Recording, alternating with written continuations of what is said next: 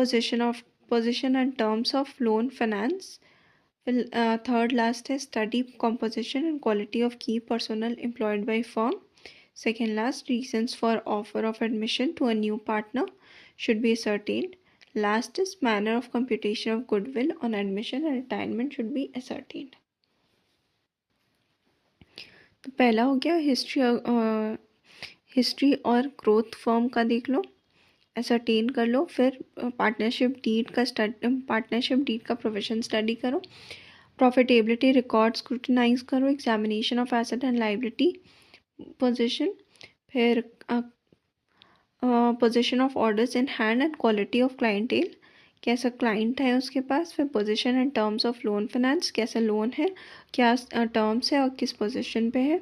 Study composition and quality of key personnel employed by firm, कैसा उसके यहाँ के काम कर रहे लोग कैसे हैं, किस तरह का क्वालिटी है, कैसा कॉम्पोजिशन है। फिर reason for offer of admission to a new partner should be ascertain, कि न्यू एडमिशन ऑफ पार्टनर क्यों मिला है, क्यों ऑफ़र किया गया है।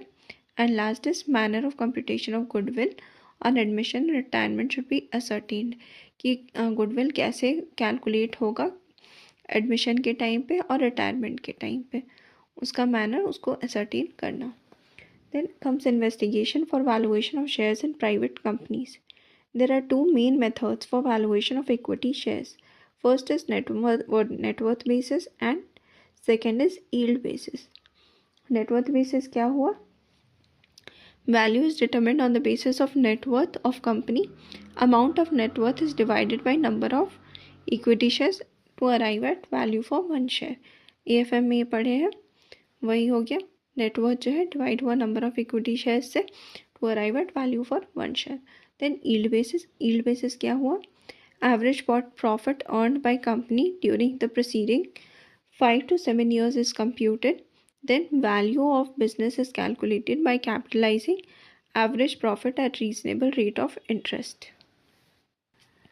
Now, next topic, investigation on behalf of bank or financial institution proposing to loan to a company.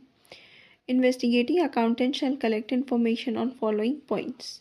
सबसे पहले purpose for which loan is required, then schedule of repayment of loan submitted by borrower. Third is financial standing and reputation of directors and officers of the company. Fourth is whether company is authorized by memorandum or articles of association to borrow money. The last is history of growth and development of company and its performance during past 5 years. To investigate